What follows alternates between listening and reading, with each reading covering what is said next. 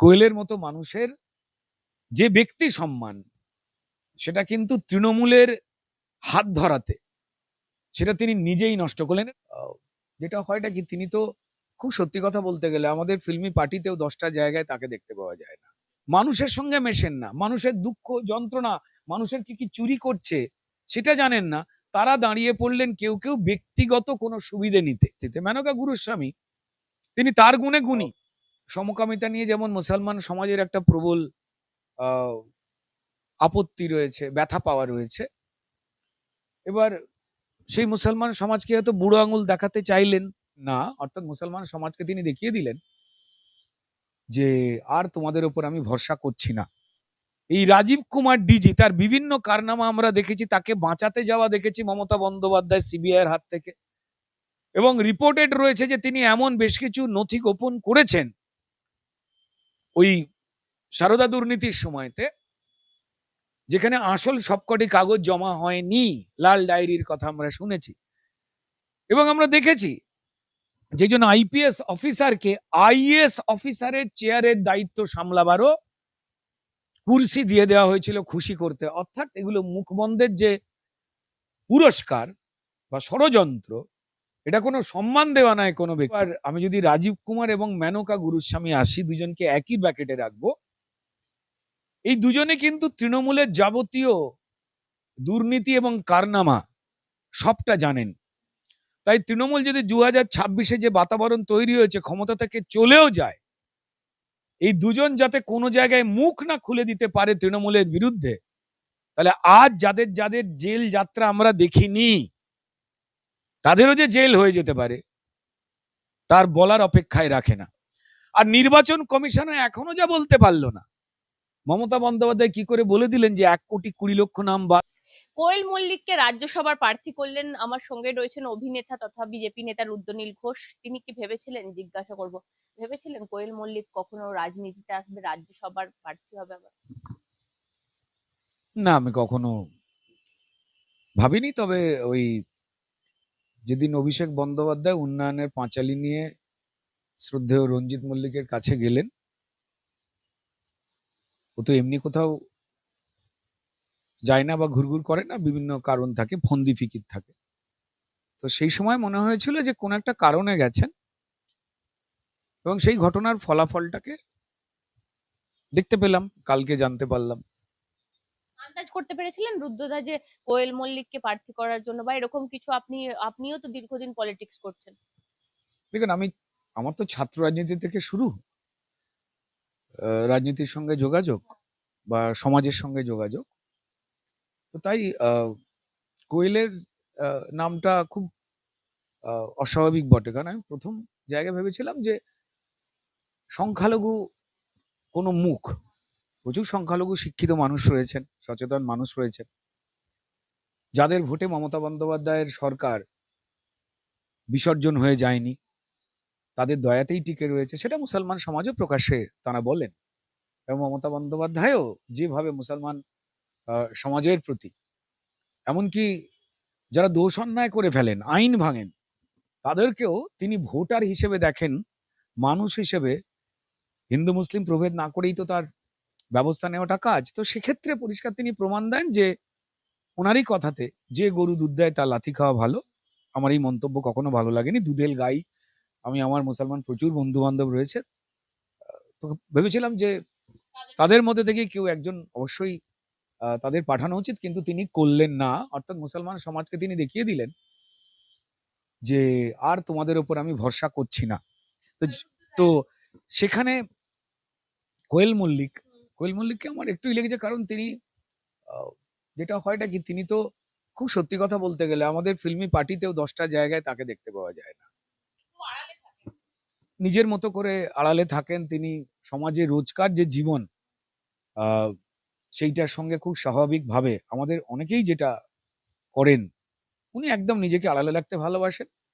আহ তবে ওটাই যে পশ্চিমবঙ্গে যে এত চুরি জোচ্চুরি, নরম মনের মানুষ তো খুব কোয়েল, এত চুরি জোচ্চুরি অন্যায় যা যা তৃণমূল করেছে, যে দলের ওপরে সাধারণ মানুষের প্রবল ঘৃণা এবং যা সঙ্গত কারণে যে ক্ষয়ক্ষতি করে দিয়েছে, রোজ রাস্তায় ধর্ণা মিছিলে মানুষ নামছে, মানুষ পুড়ে মারা যাচ্ছে, সেটা আরজি করের কাণ্ড হোক, হাঁসখালি হোক, যেখানে মহিলাদের নিয়ে কুমন্তব্য করতে তৃণমূল নেত্রী পিছপা হন না, সেক্ষেত্রে কোয়েলের মতো একজন অভিনেত্রী বা আমার খুব পছন্দের মানুষ উনি, তিনি কি করে এই প্রস্তাব অ্যাকসেপ্ট করলেন, আহ, সেইটা একটুখানি মানতে অসুবিধা হচ্ছে। যদি কোনো আহ, নিজের টুকুই শুধু নিজে বুঝে নেব, অন্য মানুষ মরুক, কারুর হাতে খুন হোক, মারা যাক, গরিব হোক, চাকরি চুরি করে নিয়ে সেই বেকারদের চোখের জলের লাইনে দাঁড় করানোর যে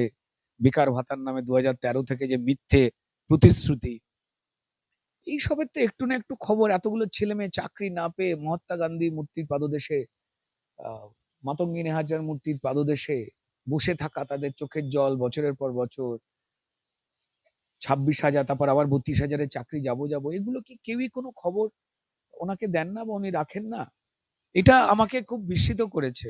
দাদা, আপনাদের ইন্ডাস্ট্রিটা এবার গুছিয়ে ফেলে আপনারা তো সবাই রাজনীতি করতে পারেন, আর কেউ অবশিষ্ট আছে বলে তো আমার মনে হচ্ছে না।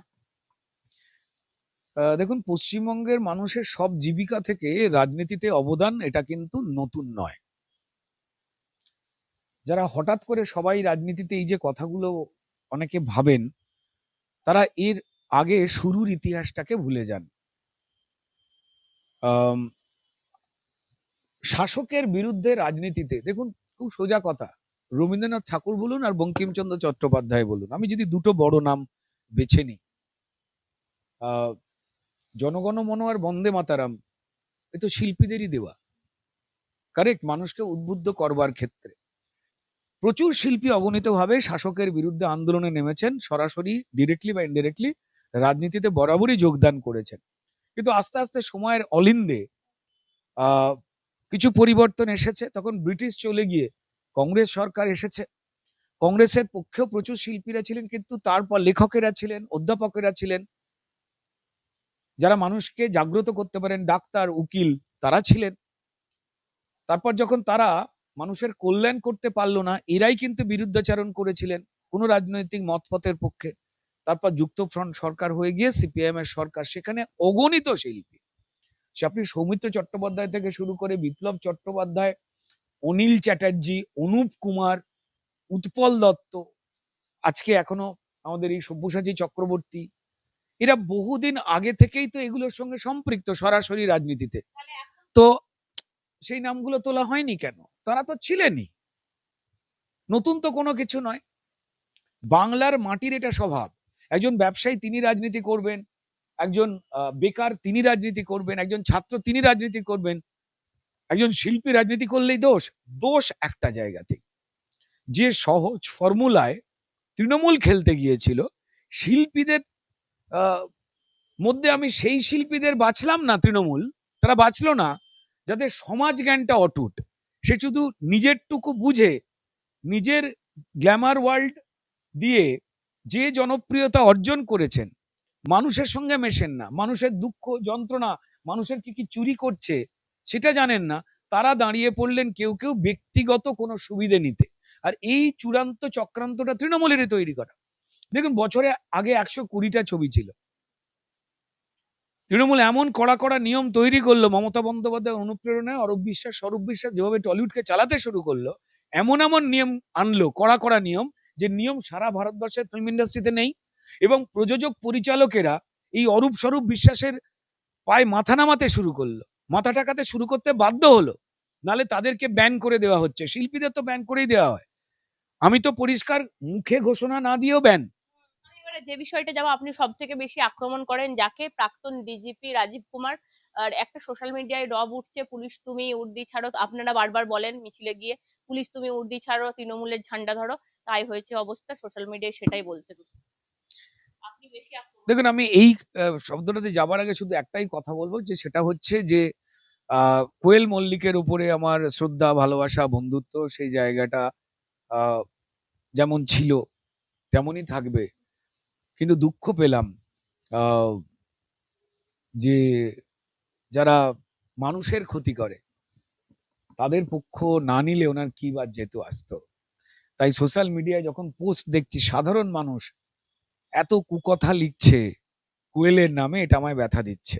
কোয়েলের মতো মানুষের যে ব্যক্তি সম্মান, সেটা কিন্তু তৃণমূলের হাত ধরাতে সেটা তিনি নিজেই নষ্ট করলেন। এরকম প্রচুর মানুষ করেছেন বা করছেন, আমি জানি না কেন। কোয়েলকেও তাহলে কি চোর বলছে মানুষ সোশ্যাল মিডিয়ায়? হ্যাঁ, যে খারাপ কমেন্ট গুলো করছে, মানে অধিকাংশ লোকে লিখছে যে আপনাকে তো এটা ভাবিনি। আপনি অন্য কোনো রাজনৈতিক দলে যদি কেউ জয়েন করে, দেখবেন তাদের নিয়ে এই কথাগুলো হচ্ছে না। কিন্তু ঘোষিত পশ্চিমবঙ্গের সর্বনাশ করা যে দলটি, যে দলের আজকে নেতা আজ হেলে দুলে তো কাল বেলে নয়তো জেলে, মানুষের প্রাপ্তি চুরি করার জন্য প্রমাণিত চোর যারা, কোয়েলের মতো এত ভালো মানুষের সেদিকে না গেলেই তার নিজের পরিশ্রম করে তৈরি করা যে সুনাম, তা নিয়ে একটা সাধারণ মানুষ যে কথাগুলো বলছেন, কোথাও একটা কোয়েল দেবীর কাছেও বোধহয় সেই বার্তা যাচ্ছে। জানি না তিনি কি করবেন, বাট ইটস নট ডান। এবার আমি যদি রাজীব কুমার এবং মেনকা গুরুস্বামী আসি, দুজনকে একই ব্র্যাকেটে রাখবো। এই দুজনে কিন্তু তৃণমূলের যাবতীয় দুর্নীতি এবং কারনামা সবটা জানেন। তাই তৃণমূল যদি 2026-এ যে বাতাবরণ তৈরি হয়েছে, ক্ষমতা থেকে চলেও যায়, এই দুজন যাতে কোনো জায়গায় মুখ না খুলে দিতে পারে তৃণমূলের বিরুদ্ধে, তাহলে আজ যাদের যাদের জেল যাত্রা আমরা দেখিনি, তাদেরও যে জেল হয়ে যেতে পারে তার বলার অপেক্ষায় রাখে না। তাই মুখ বন্ধের সেলোটেপ যেমন শুধুমাত্র এই ভাতা, আমি ভাতার একদম বিরুদ্ধে নই, যারা অভাবে রয়েছেন তাদের তো ভাতা দেওয়া উচিত, কিন্তু অন্য রোজগারটাকে পুরো বন্ধ করে দিয়ে শুধুমাত্র এই ভাতা দিয়ে বাঁচিয়ে রেখে দেওয়া। আমি গাছ কেটে দিয়ে তোমাকে যদি একটা ছোট অক্সিজেন সিলিন্ডার দিই বাঁচবার জন্য, সেটা অপরাধ, সমাজের উপকার করা নয়। তো যাই হোক না কেন, এহেন পরিবেশে এই রাজীব কুমার ডিজি তার বিভিন্ন কারনামা আমরা দেখেছি, তাকে বাঁচাতে যাওয়া দেখেছি মমতা বন্দ্যোপাধ্যায় সিবিআই এর হাত থেকে, এবং রিপোর্টেড রয়েছে যে তিনি এমন বেশ কিছু নথি গোপন করেছেন ওই সারদা দুর্নীতির সময়তে, যেখানে আসল সবকটি কাগজ জমা হয়নি।